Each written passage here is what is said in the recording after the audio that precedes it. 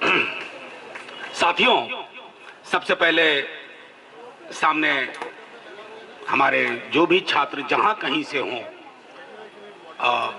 Red salute to all of you. Why I say this, मैं mix दोनों जुबान रखूंगा। हिंदी भाषा है मेरी, लेकिन मैं हिंदी को हेजिमनी की भाषा नहीं बनाना चाहता जो कई लोग चाहते हैं। और अंग्रेजी आप लोगों की तरह मैंने बड़ी मुश्किल से उस पर थोड़ा सा नियंत्रण लिया है, तो उसका भी आपके सामने मैं थोड़ा मुजाहिरा करूंगा। तो ये एक अद्भुत चीज है एनईपी। अभी हम लोग एक डेलीगेशन गए थे लंदन, वहां भी एनईपी की बहुत चर्चा थी। डायस्पोरा को ये कह के बेचा गया है एनईपी की एनईपी से हिंदुस्तान की तकदीर ऐसे खुलेगी ना कि लंदन और न्यू दिल्ली के बीच की सारी दूरी खत्म हो जाएगी। सचमुच वो सारी दूरी खत्म होगी, लेकिन वो न्यू लिबरल कॉरिडोर से वो दूरी खत्म होगी। वो दूरी मेरी और आपकी दूरी खत्म नहीं होगी। और जाहिर तौर पर एक ऐसा document which has not been tabled in parliament, please remember, NEP has not been tabled in parliament। क्या ये अपने आप में एक बेईमानी नहीं है कि सरकार एनईपी को पार्लियामेंट में नहीं ला रही है? एनईपी पे आज तक कोई चर्चा नहीं हुई है। हमने जब 0 आवर भी डालने की कोशिश की तो एनईपी पे 0 आवर एक्सेप्ट नहीं हुआ, ये कह करके कि ये पॉलिसी डिसीजन है, इसको कोई जरूरत नहीं है कि पार्लियामेंट में इस पे विशद चर्चा हो। तब हमने थोड़ा खंगाला कि क्या ऐसा पहले की पॉलिसीज में भी हुआ था? कतई नहीं हुआ। कोठारी कमीशन आया, पार्लियामेंट में चर्चा हुई। उसके बाद फिर राजीव गांधी जी के दौर में आया, तब भी पार्लियामेंट में चर्चा हुई। तो ये अद्भुत दौर है। We have a prime minister, जो मैं अक्सर लाइटर वेन में कह रहा हूं, लेकिन जो सत्ता शीर्ष पे बैठे ना, वो सीने की बात ना करे, दिल की बात करे। अगर दिल की बात रही होती तो एनईपी पे विशद चर्चा होती। मैं 2-3 चीजें कह करके अपनी बात खत्म करूंगा। एनईपी मध्यम वर्ग भी मुगालते में ना रहे कि ये सिर्फ गरीब बच्चों के खिलाफ है, ये मध्यम वर्ग के भी खिलाफ है। मध्यम वर्ग अचानक से ऑर्केस्ट्रा पार्टी में शामिल हो जाते हैं, अरे साहब हमारे बच्चों की तकदीर खुलने वाली है, तो क्यों ये लोग विरोध कर रहे हैं, सड़कों पे आ रहे हैं? आरक्षण की बात नहीं है, कोई बात नहीं, अब मेरिट का जमाना आ गया। जैसे कि आरक्षण और मेरिट दोनों परस्पर विरोधी हों, इसमें मैं नहीं जाना चाहता। मैं सिर्फ इतना कहना चाहता हूं कि जिस मध्यम वर्ग को प्रधानमंत्री जी ने एक जिम्मेवारी दे दी है उनके कंधे पे कि उन आपकी हर नीति का हर रात 8:30 से लेकर के 10 बजे रात तक उनकी तुरही बजाई जाए, उनको भी आगाह कर देना चाहता हूं कि आपके बच्चे हाशिए पे चले जाएंगे। आप अभी भी जगिए। हमारे यहाँ शिक्षा को लेकर के मैं उन लोगों में से शुमार हूं। इस मंच पे हमारे कई साथी हैं, रतन हो, कॉमरेड दीपांकर हो। हिंदुस्तान में स्वर्णिम नहीं था सब कुछ। Everything was not golden before the arrival of honourable prime minister mister Narendra Modi.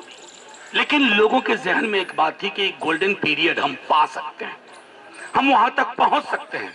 Education का डेमोक्रेटाइजेशन इस मुल्क में हुआ।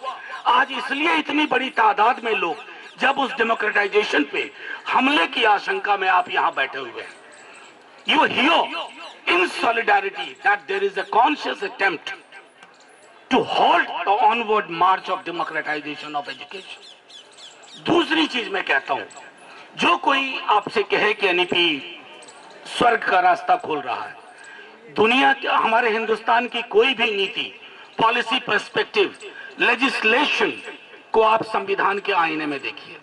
संविधान भी छोड़िए, प्रियम्बल उठाइए, प्रियम्बल का एक ब्लूप्रिंट यहां सामने रखिए और यहां एनईपी के डॉक्यूमेंट को रखिए।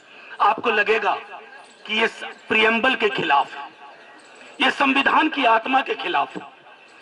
जिस डॉक्यूमेंट में सामाजिक न्याय का सिंबॉलिक जिक्र भी ना हो, जिस डॉक्यूमेंट में अफर्मेटिव एक्शन का सिंबॉलिक जिक्र भी ना हो, जिस डॉक्यूमेंट में लोन और स्कॉलरशिप का फर्क मिटा दिया जाए, उस डॉक्यूमेंट के बारे में आपको मैं समझता हूं रॉकेट साइंस के ज्ञान की जरूरत नहीं है उसके विरोध में खड़ा होने के लिए। यह तो एक बात रही। लेकिन उससे महत्वपूर्ण बात जो हम लोग जब मिले थे नॉर्थ कैंपस में पिछली बार इसी मुद्दे पे तकरीबन 1.5-2 महीना पहले, देखिए किसान आंदोलन ने एक अद्भुत तिलिस्म हमारे हाथ में दी है, तावीज दी है। सुराग दिया है कि अंधे कुएं में रोशनी कैसे हासिल की जा सकती है। किसान आंदोलन, मैं पार्लियामेंट में था उस दिन, मैं कई बार ये कह चुका हूं, हम सब मायूस होके आए थे। पार्लियामेंट की वो विजुअल्स बहुत डरावनी थी कि आपके तर्क काम नहीं आएंगे, आपका दस्तावेज आप टेबल पर रखिए वो काम नहीं आएगा। राजा ने तय कर लिया कि ये प्रजा के हक में है, राजा ने तय किया कि ये प्रजा के हक में है, तो वो लागू हो गया। किसान फार्म बिल्स लागू हो गए, लेकिन सड़कें जाग उठी, खेत खलिहान जाग उठे। और जो व्यक्ति ये बहुत गर्व से कहा करते थे कि मैं अपने फैसले पलटता नहीं, किसानों ने पलटवा दिया। वो एक चीज, वो एक जज्बा हम सबको पैदा करना होगा। ये लड़ाई सिर्फ दिल्ली में ना लड़ी जाए। अक्सर दिल्ली में लड़ी जाने वाली लड़ाइयां कमजोर प्रतीत होती हैं।